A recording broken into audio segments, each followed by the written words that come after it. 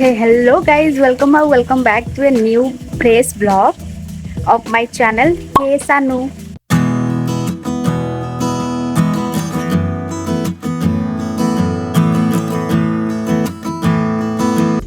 So guys, आज हूँ day 2 of रज संक्रांति आपण मानक बहुत सारा शुभेच्छा, बहुत सारा पिठा खातु, दोली खेलतु, बहुत बढ़िया कि रज को एंजॉय करंतु। तो आमर आज रज संक्रांति रे गोटे डेस्टिनेशन आमर आज सिलेक्ट करछु बुलिया पे जीवु। तो कोठी की जाउछु कोन करछु तो आपण वीडियो देखंतु आ एंजॉय करंतु। तापर मु एबे जीबी जाकी खाई देबी आ जाकी रेडी भी होबार अछि। सकाळ तो जाकी आज संक्रांति थिला बोली सकाळ जाकी मु मंदिर शिव मंदिर आम माँ हाथियाशुणी मंदिर दर्शन करके आछि। तो एबे जाकी ना मु खाई देबी, खाई देके रेडी हेबी। तो ब्लॉग को कंटिन्यू करंतु। एबे तो टाइम 10टा हेलानी आ सेती भीतर हम खाइबा पीबा सार देकिना हम एटी रेडी सेडी हो जाइछ अब सिलेक्टेड डेस्टिनेशन को जिबा पई। ई 10टा बेलो हुई देखंतु केते जोरे खरा होछ आ खरा को इग्नोर करके हम एनएच रो व्यू जस्ट वाओ ही थिला।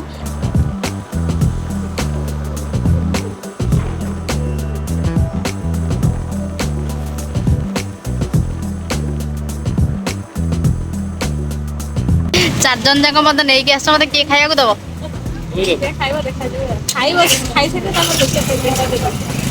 चार जन जाक मत नहीं गया मुझे आसु नी मना करी ना जेबेनि बोली 5 किलोमीटर रहिला आमे ओडे स्टेशन जाई पहुंच जिवो 16 को मां मंदिर पहाड़ ऊपर अछि। व्यू एटा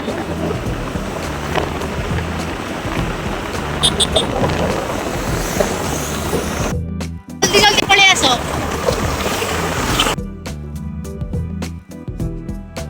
एटा एमती घाटी रास्ता अच्छी घाटी रास्ता देकिना पहाड़ ऊपर को जाई हबो। पहाड़ ऊपर ही तार मंदिर अच्छी। तो चलत ऊपर को जाके तार व्यू देखौची।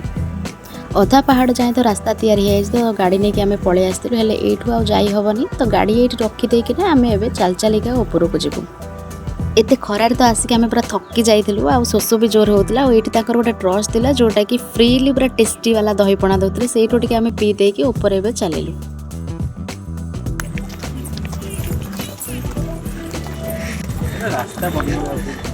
इति जति परिश्रम एबे करूछु एति परिश्रम जदि करथान पाठ पढा ताहले गोटे यूपीएससी क्लियर करथान।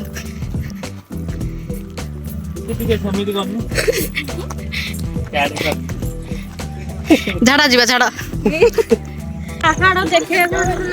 मंदिर अछि रे एडे मंदिर अछि ऊपर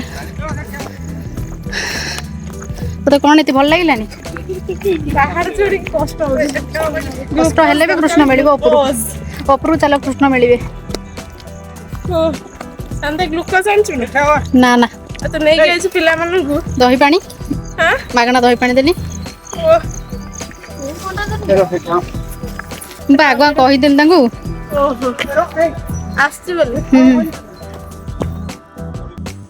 एटा हूँ 16 माँ पहाड़ जोटि के 16 माँ ठाकुराणी पूजा पाँच। ये हूँ 16 माँ ठाकुराणी स्वामी जहाँकि चारिपटे 16 पुओ अच्छा आर गोटे मात्र भौणी थिला।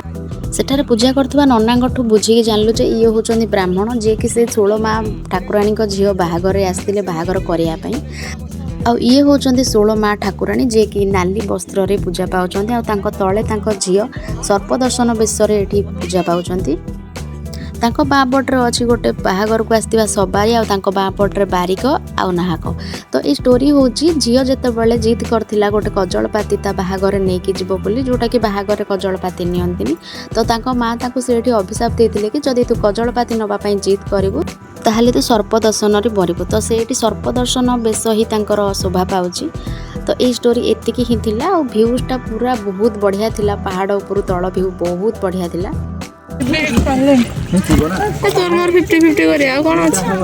पूरा गरम रे ठंडा अच्छी शुण पुओ मार आम बुलाबुली सारिकी आम नेक्स्ट डेस्टिनेशन आम उदयगिरी जाऊँ। ब्लॉग रे कंटिन्यू करंतु आ देखंतु उदयगिरी फाइनली हम सेकंड डेस्टिनेशन आम आसी पहुंची गलु उदयगिरी।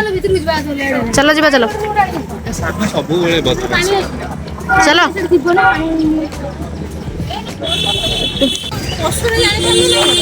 आसरे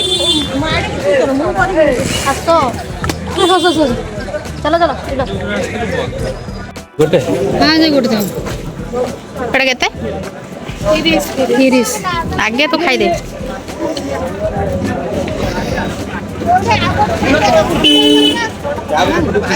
ଭଲ ଲାଗୁଛି ଏବେ ଆଇସ୍କ୍ରିମ୍ ଖିଆଯିବ। ଦେଇଦିଅ। ଏଇଟା କଣଟା? ମ୍ୟାଙ୍ଗୋ। ସେଟା ଚକୋ। ରାବିଡି କୁଲଫି ମତେ ସେଇଟା ଦେଇଦେ, ୟେଲୋଟା ଦେଇଦେ ମତେ। ଏଇଟା ଚେଞ୍ଜ କରି ୟେଲୋଟା ଦେଇଦେ।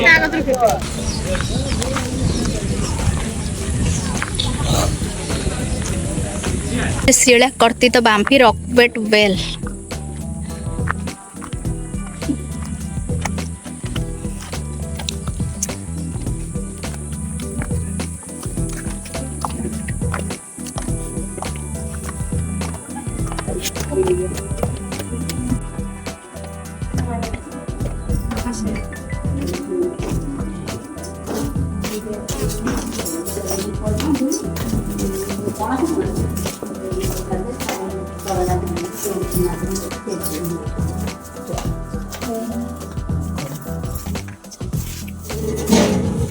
ଜଗନ୍ନାଥ କଣ ପୂଜା କରିବ? ନା ଏଠି ସୁନା ଚଉରି ଅଛି। ସୁନା ଚଉରି। ଚौरी कौन? ଚଉରି ଚଉରି। ଚଉରି ଅଛି। ପୂଜା କରନ୍ତି ପଣସ ଯୋଉଠି ପୂଜା କରିକି ଦୀପ ମହାଦୀପ ଉଠାନ୍ତି। ଚାରିକର 7 ଥର ତମ ଆପେ ଆପେ ବୁଲିବେ, ବୁଲିକି ଯୋଉଠି ସୁନା ଚଉରି ସେଠି ବୁଲିବେ ଦୀପ ପୂଜା। ସବୁ ଆମର କେତେ ନୂଆ ଜିନିଷ।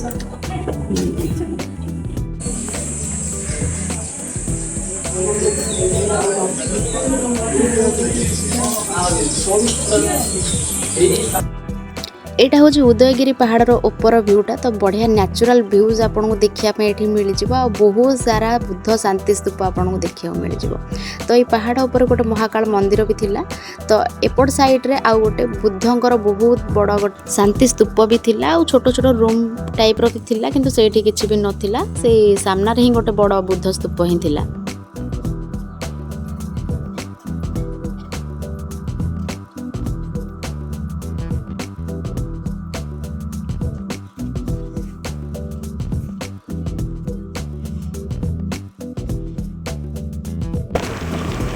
उदयगिरी बुलाबुली सारिकी एबे चललु आमे रत्नगिरी।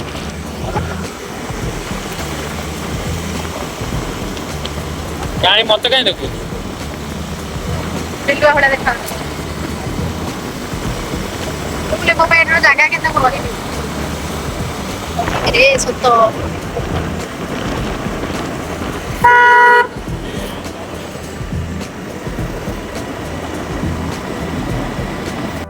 ଏତିକି ବୁଲାବୁଲି ଭିତରେ ଟାଇମ୍ ଆଜି 3ଟା ବାଜି ଯାଇଥିଲା, ଆଉ ଭୋକ ତ ଜୋରରେ ହେଉଥିଲା, ଆଉ ହୋଟେଲ ବି ଆମକୁ ମିଳୁନଥିଲା କେଉଁଠି ଖାଇବା ପାଇଁ। ତ ଫାଇନାଲି ଗୋଟେ ରତ୍ନଗିରି ପୂର୍ବରୁ ହୋଟେଲ ମିଳିଗଲା। ଯାହା ଯେମିତି ଥିଲା ଭେଜ୍ ମିଲ୍ ଆଣିକି ଆମେ ଖାଇଦେଲୁ, ଆଉ ପୁଅ ତାର ୱେଟ୍ କରିଥିଲା ବିରିୟାନୀ ଖାଇବ ବୋଲି। ବିରିୟାନୀ ତାକୁ ଆଣିକି ଦେଇଦେଲେ, ସେ ଖାଇଦେଲା। ଆଉ ତାପରେ ଆମେ ରତ୍ନଗିରି ଆସିକି ପହଞ୍ଚିଗଲୁ। ଏଣ୍ଟ୍ରି ପାଇଁ 25 ଟଙ୍କାର ଟିକେଟ୍ କାଟି ଦେଇକିନା ଆମେ ଭିତରକୁ ଏଠି ପଳେଇ ଆସିଲୁ। ତ ଏଠି ଜଣକା 25 ଟଙ୍କା ହିଁ ଏଣ୍ଟ୍ରି ଫିସ୍ ନେଉଛନ୍ତି।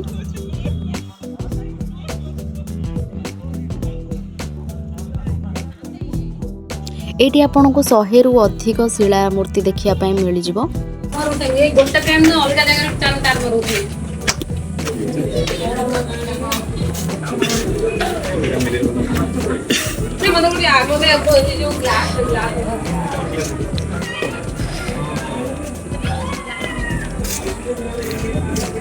ଏତେ ଖରାରେ ବୁଲାବୁଲି କରିକି ଆମେ ପୁରା ଥକି ଯାଇଥିଲୁ। ତ ଡିସାଇଡ଼୍ କଲୁ ଘରକୁ ହିଁ ରିଟର୍ନ ହେଇଯିବ, ଆଉ କେଉଁଠି ବୁଲିବାର ହିଁ ନାହିଁ। ତ ଓଭରାଲ୍ ଦେଖିବାକୁ ଗଲେ ଭ୍ୟୁଜ୍ ଗୁଡ଼ାକ ବହୁତ ସୁନ୍ଦର ହିଁ ଥିଲା, ନ୍ୟାଚୁରାଲ୍ ଭାଇବ୍ସ ପୁରା ଥିଲା। ଏତେ ଖରାରେ ତ ଆଉ କୁଆଡ଼େ ବୁଲି ହେବନି, ତ ସାଙ୍ଗେ ସାଙ୍ଗେ ଆମେ ବାହାରକୁ ପଳେଇ ଆସିକି ଗୋଟେ ମଟକା ଆଇସ୍କ୍ରିମ୍ ଖାଇ ଦେଇକିନା ଘରକୁ ରିଟର୍ନ ହେଇଗଲୁ। ତ ଆଜିର ବ୍ଲଗ୍ ଏତିକି ଯାଏଁ। ଯଦି ଆପଣମାନଙ୍କୁ ମୋ ବ୍ଲଗ୍ ଭଲ ଲାଗିଛି ତାହେଲେ ଲାଇକ୍, ସେୟାର ଆଣ୍ଡ କମେଣ୍ଟ କରିଦେବେ, ଆଉ ମୋ ଚ୍ୟାନେଲକୁ ଟିକେ ସବସ୍କ୍ରାଇବ୍ କରିଦେବେ। तो गाइज देखा अब गोटे नुआ ब्लॉग रे। तो सेते जाए bye bye tata and see you all after some letter.